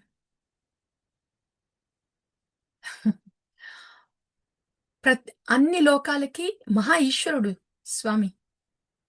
ఏమున్నాయి అతల వితల సుతల ఈ బ్రహ్మాండం ఉంది. ఇలాంటి బ్రహ్మాండాలు ఎన్నో ఉన్నాయి ఇంకా ఈ భౌతిక జగత్తులో. మొత్తం భౌతిక జగత్తుకే నేను మహేశ్వరం అంటున్నాడు స్వామి. అంటే ఈ బ్రహ్మాండం కూడా మహేశ్వరమే. ఈ భూలోకం కూడా మహేశ్వరమే స్వామి. అంటే ఈ ఇంటికి కూడా మహేశ్వరమే. ఈ ఇంట్లో ఉన్న వాళ్ళకి కూడా మహేశ్వరమే. నీ చుట్టూ ఎవరినైతే చూస్తున్నారో అన్నిటికి స్వామి మహేశ్వరుడు. అంటే అందరూ స్వామి సొత్తు.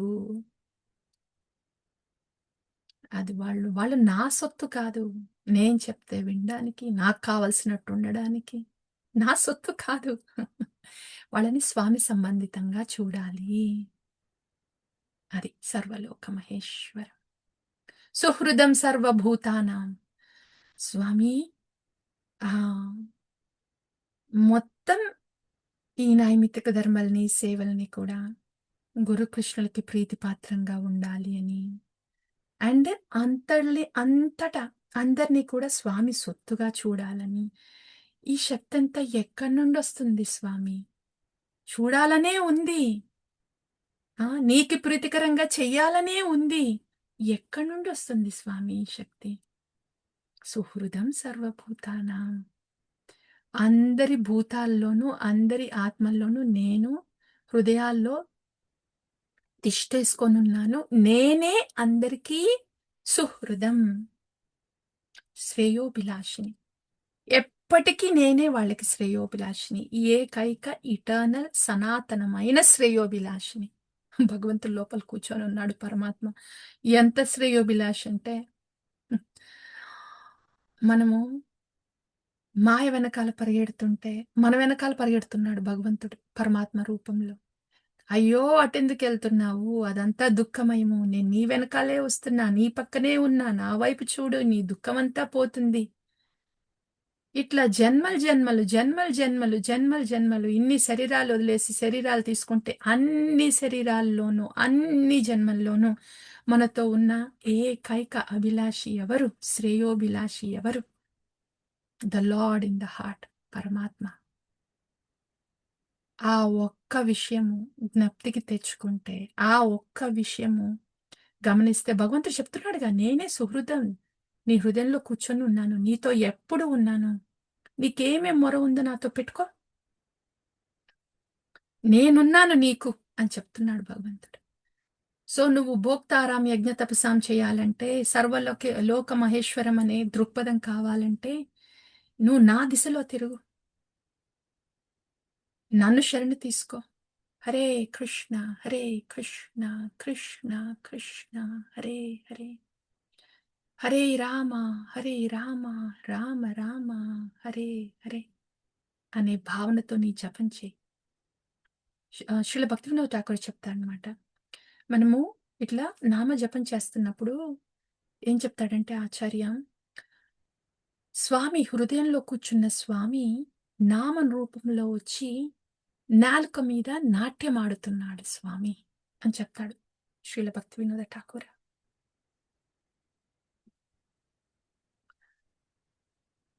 సో స్వామి ఎంత దూరంలో ఉన్నాడైతే మనకి? ఎక్కడో ఉన్నాడా? ఎప్పుడో వస్తాడా? కాదు కదా, మన హృదయంలోనే ఉన్నాడు. నామం రూపంలో వచ్చి నాలుక మీద నాట్యం చేస్తున్నాడు. ఈ మాత్రం తెలిసిందంటే జ్ఞాత్వా మాం శాంతిం రచ్చతి, శాంతి తప్పకుండా లభిస్తుంది. ఈ మాత్రం తెలిస్తేనే అని చెప్తున్నాడు భగవంతుడు. ఇది భగవత్ తత్వ డియర్ డ్యూటీస్. తత్వ అంటే ఏంటి అని కదా, మొత్తం శాస్త్రంలో ఉన్నది ఇదే తత్వని. ఇట్లా భగవంతుడు, ఇది మొత్తం భగవత్ సంబంధమైంది. అంతా భగవంతుడి సొత్తు, సర్వలోక మహేశ్వరము. భగవంతుడు భోక్త, నేను భక్త. అంటే భగవంతుడికి ప్రీతి కలిగిస్తే అప్పుడు నేను భక్తి చేస్తున్నట్టు. నాకు నీళ్ళు అందుతాయి. నేను ఆకుని, నాకు నీళ్ళు అందాలంటే నీరు వేర్ల మీద పోవాలి. స్వామికి ప్రీతికరంగా ఉండాలి. అప్పుడు ఈ ఆకు నిలుస్తుంది. ఈ భక్తి నిలుస్తుంది. సో భగవంతుడి స్థానం అదనమాట. భోక్త. భగవంతుడి స్థానం అదనమాట. సర్వలోక మహేశ్వరం. భగవంతుడి స్థానం అదనమాట. సుహృదం.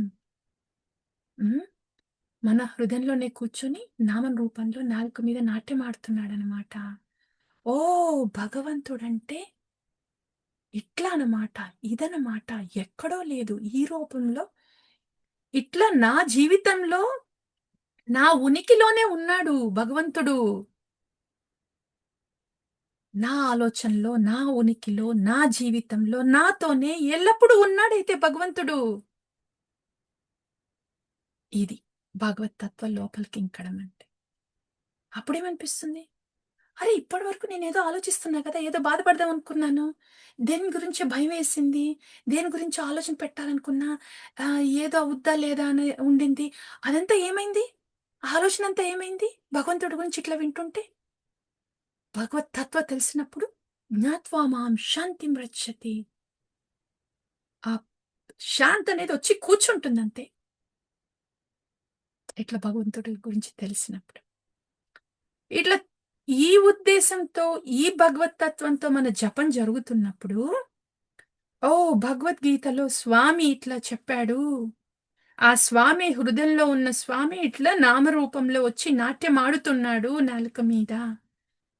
ఈ స్వామికి ఇప్పుడు నేను నివేదన పెట్టుకుంటున్నాను. హరే కృష్ణ కృష్ణ కృష్ణ హరే హరే, హరే రామ రామ రామ హరే హరే. సదా నీ ప్రీతికరమైన సేవలో ఉంచు భగవన్ అని అట్లా మనము జపం చేసినప్పుడు అది సంబంధ జప. స్నేహపూరిత నామం అది. ఆ హరినామం సంబంధంతో చేస్తున్నట్టు. ఏ సంబంధ జ్ఞానంతో చేస్తున్నాము? ఈ జగత్తంతా స్వామి సంబంధం అని చూసాం కదా, మనం కూడా స్వామి సంబంధం అని చూసాం కదా. ఆ సంబంధ జ్ఞానంతో మనము ఆ హరినామం చేస్తున్నప్పుడు చూడండి డియర్ డివోటీస్, నామం తప్పితే ఇంకేమన్నా కనిపిస్తుందా మీకు? నామాన్ని వదిలిపెట్టాలనిపిస్తుందా? మీరే చూడండి. ఏమేమి బాధలున్నాయో, ఎంతెంత అశాంతత ఉందో, అనిశ్చితత ఉందో, ఎంత పోతుందో మీరే చూడండి. యాహ్! అది. భోక్తారం యజ్ఞతపసాం సర్వలోకమహేశ్వరం సుహృదం సర్వభూతానాం జ్ఞాత్వా మాం శాంతిం రక్షతి. Holy name is everything. ఇది. సో డియర్ డివోటీస్, మనము 5వ చాప్టర్ విన్నాం కదా! 5థ్ 5వ అధ్యాయం విన్నాము. ఏం విన్నాము 5వ అధ్యాయంలో? స్వామి నిత్య సన్యాసి గురించి చెప్తుంటే విన్నాము. నిత్య సన్యాసి అంటే ఎట్లా ఉంటారు? యో న ద్వేష్టి న కాంక్షతి నిర్ద్వంద్వో హి మహాబాహో సుఖం బంధాత్ ప్రముచ్యతి. ఆ నిత్య సన్యాసి, రైట్? అట్లా ఉంటారు. సో ఆ నిత్య సన్యాసిగా ఉన్నప్పుడు ఇంకో విషయం చెప్తాడు భగవంతుడు. ఆ, కర్మ సన్యాసం ఉంది, కానీ కర్మను ఆచరించడం అనేది ఉంది. ఉమ్, కర్మని సేవ రూపంలో ఆచరించడం అనేది ఉంది. సో కర్మ సన్యాసం కాదు, కర్మని సేవ రూపంలో, యజ్ఞం రూపంలో ఆచరించాలి అని స్వామి క్లియర్గా చెప్పాడు అనమాట. ఓకే, అది విన్నాము. నెక్స్ట్ ఏం విన్నాము? మ్మ్. ఈ ఈ నిష్కామ కర్మయోగి ఎట్లా ఉంటాడు, రైట్? ఇది నిష్కామ కర్మ. ఇది చూద్దాము, అప్పుడు మీకు ఈజీగా ఉంటుంది. ఓకే, సో నిష్కామ కర్మ, సారీ నిష్కామ కర్మయోగి ఎట్లా ఈ తను కర్మలు ఎట్లా ఆచరిస్తాడు? కర్మసి ఆ, పద్మపత్ర ఇవాంబస కుర్వన్ అపి న లిప్యతే. అది విన్నాం కదా, కర్మల్ని ఎట్లా ఆచరిస్తాడు అనేది. అదంతా ఎట్లా వస్తుంది? యోగయుక్తో విశుద్ధాత్మ. అది. సో కర్మల్ని ఎట్లా ఆచరిస్తాడు, మురికి నంటకుండా కర్మల్ని ఎట్లా ఆచరిస్తాడు విన్నాము. దెన్ ఆ స్థితికి రావాలంటే లిప్యతేన స పాపేన పద్మపత్ర ఇవాంబస స్థితికి రావాలి అంటే సర్వభూతాత్మ కుర్వన్ అపి న లిప్యతే స్థితికి రావాలి అంటే ఏం చేయాలి? తత్పరాయణాః.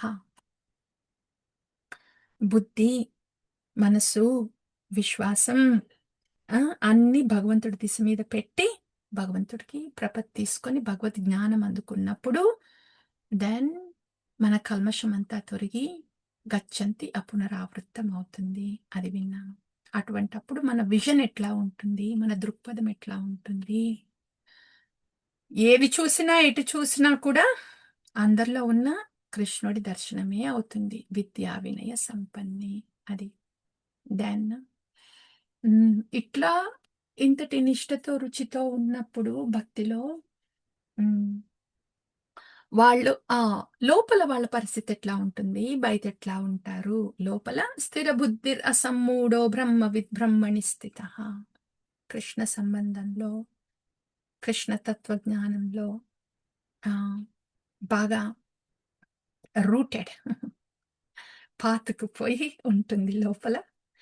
దాంతో ప్రియం అప్రియం ఏమన్నా జరుగుతున్నా కూడా బయట పెద్దగా పట్టదు. తర్వాత ఏం విన్నాము? సుఖమక్షయమశ్నుతే. లోపల భక్తి రస ఆస్వాదన జరుగుతూ ఉంటుంది. భక్తి సేవ ఆస్వాదన జరుగుతూ ఉంటుంది. కాబట్టి బయట ఇంకేది ఆస్వాదించాలనే ఆసక్తి ఉండదు. అందుకనే ఇంకోటి ఏం విన్నాము? మనము బాహ్యంగా ఏదన్నా సంస్పర్శిస్తున్నాము అంటే ఇంద్రియాలతో అయినా మనస్సుతో అయినా ఆది అంతం ఉన్న ఏ వస్తువు మీదైనా ఏ విషయం మీదైనా అతుక్కుపోయి ఉంటే అది దుఃఖయోనేయ ఏవతే. ఎందుకప్ప నాకు దుఃఖం కలుగుతుందంటే అదే అన్నమాట జరుగుతుంది. ఆది అంతమంతా ఏదైతే ఉందో అక్కడ సంస్పర్శం జరుగుతుంది కాబట్టి. అందుకని ఎక్కడ జరగాలి సంస్పర్శం? కృష్ణ సంస్పర్శం జరగాలి. కృష్ణ సేవా సంస్పర్శం, కృష్ణనామ సంస్పర్శం. కృష్ణనామ సంస్పర్శం జరిగిందంటే ఇంకా నతేషు రమతే బుధ, మిగతా ఏమి రమించడానికి ఆసక్తి ఉండదు. అది విన్నాము. సో ఈ జీవితంలో సుఖంగా ఉండాలంటే ఏం చెయ్యాలి? వచ్చే వేగంకి ఆనకట్ట వేసి కృష్ణ సంబంధితంలో పాతుకుపోవాలి. కృష్ణ సంబంధంలో రమించాలి. అప్పుడే సుఖం ఉంటుంది. అంతేగాని వేగం వస్తుంది కదా అని వేగాన్ని వదలడం కాదు. వాచో వేగం, మనస క్రోధ వేగం, ఉదర వేగం, ఉపాష్ట వేగం, ఆ వేగం వేగం వేగం వాటికి ఆనకట్ట వేసి కృష్ణ సంబంధితమైన రమించడం జరగాలి లోపల. అప్పుడే ఆ వేగం ఆనకట్ట అట్లా నిలుస్తుంది. అందుకనే వేగం ఎప్పుడైనా వచ్చిందంటే, ఏ రీజన్‌తో అయినా మనకి వేగం వచ్చిందంటే వెంటనే రావాల్సింది హరే కృష్ణ, హరే కృష్ణ, కృష్ణ కృష్ణ హరే హరే.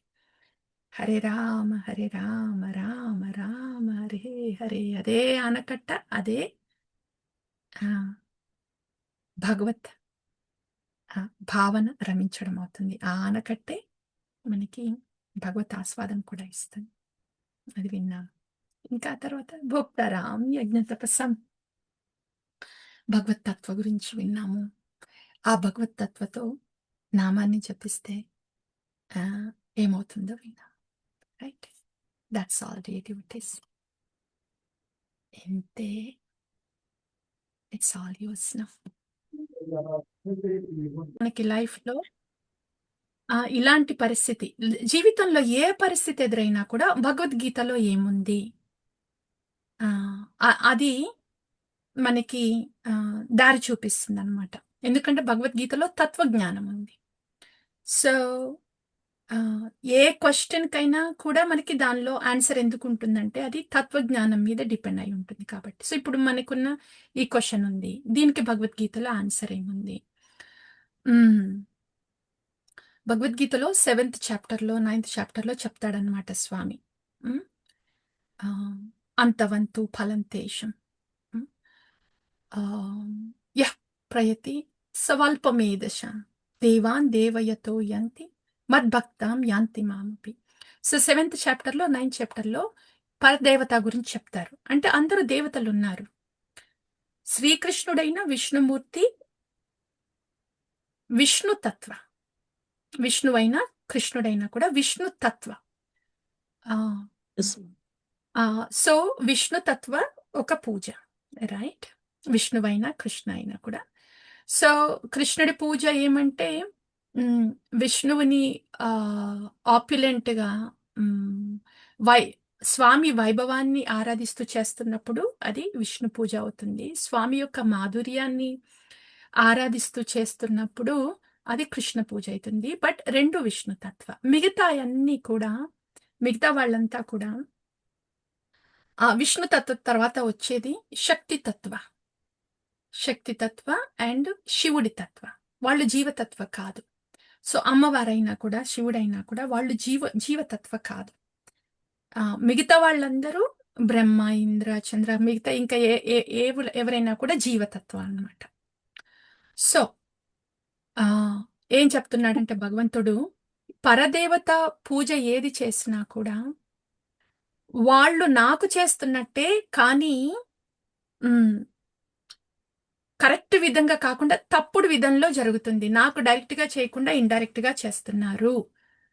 ఆ పూజలు, పరదేవతకి పూజలు చేస్తున్నప్పుడు వాళ్ళకి ఆ పరదేవతల నుండి ఏమైతే వరాలు వస్తున్నాయో, బ్లెస్సింగ్స్ వస్తున్నాయో అవన్నీ కూడా నేనే వెనకాలుండి ఇస్తున్నాను అని స్వామి చెప్పాడు భగవద్గీతలో.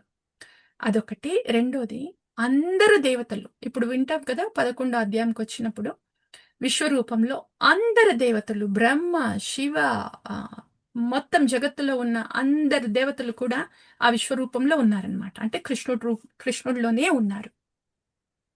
And Srimad Bhagavatamu 2nd canto సర్గ విసర్గ అప్పుడు చూస్తాం. దాంట్లో కూడా మన మహావిష్ణువు నుండి భృకుటి నుండి సదాశివ ఎట్లొస్తాడు, దెన్ ప్రధాన్తో మిళితమైతే ప్రకృతి ఎట్లా వస్తుంది. ఇదంతా తత్వజ్ఞానం అన్నమాట. ఎందుకు వింటున్నాం ఇదంతా?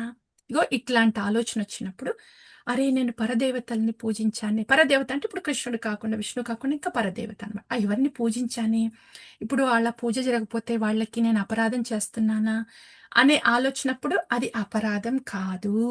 ఎందుకంటే ఆ దేవతలందరూ కూడా శ్రీకృష్ణుడిలో ఉన్నారు. అదే విశ్వరూపంలో కనిపించింది. అదే శ్రీకృష్ణుడు భగవద్గీతలో కూడా చెప్పారు. ఇంకా ఆ దేవతలందరూ ఆనందంతో ఉంటారు. ఓ ఈ దేవతలందరి స్వామి ఎవరు అంటే శ్రీకృష్ణుడే.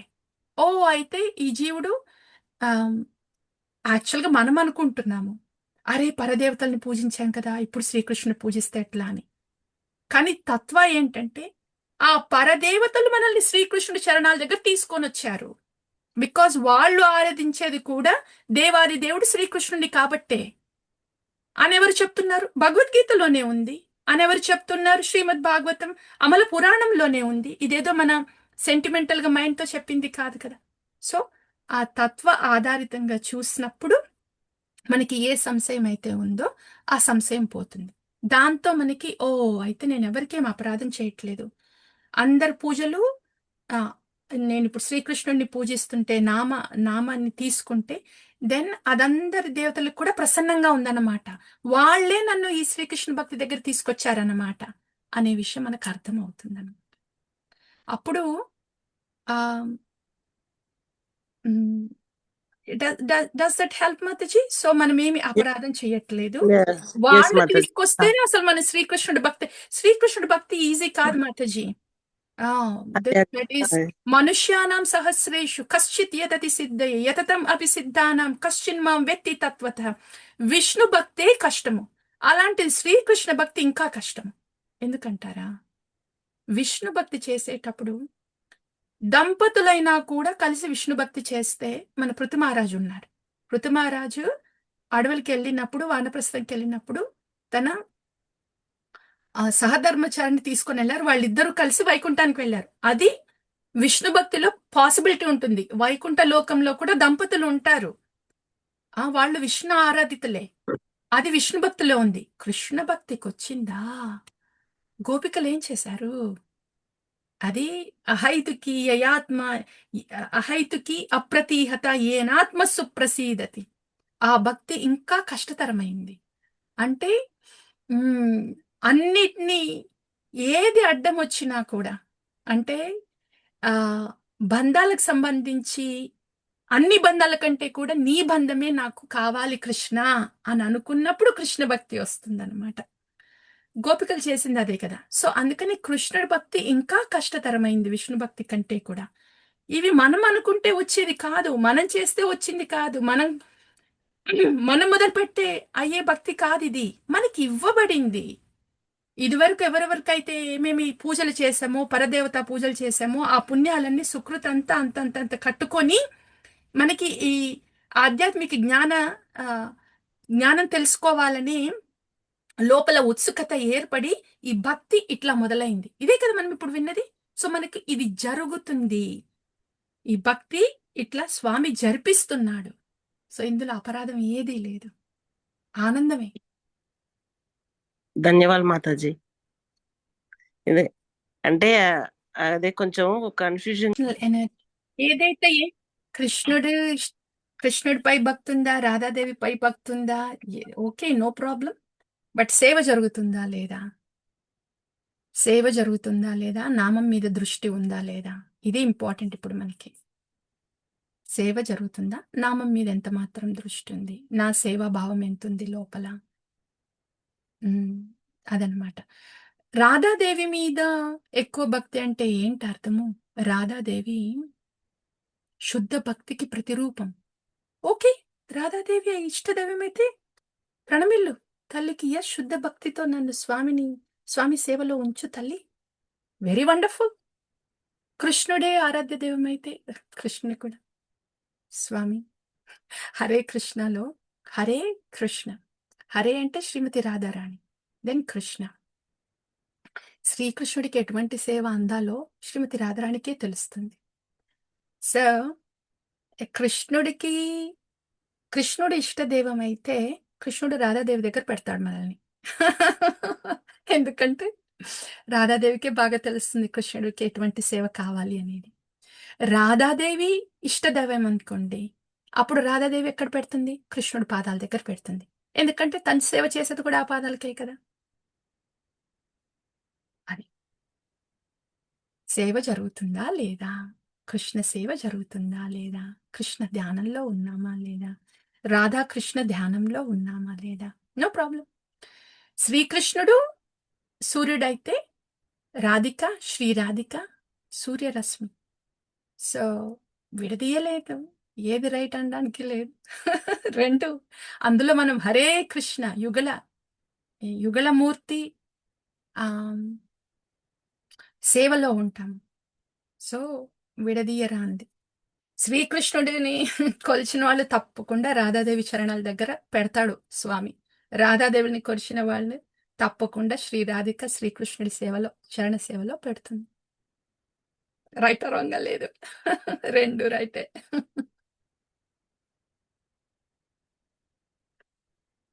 ఓకే. రైట్. ఇంకా మాతాజీ శివకళ్యాణ్ హరే మాతాజీ. కృష్ణ మాతాజీ. అర్థమైంది మాతాజీ. Thank you Mataji. ఇంకొకటి చిన్న డౌట్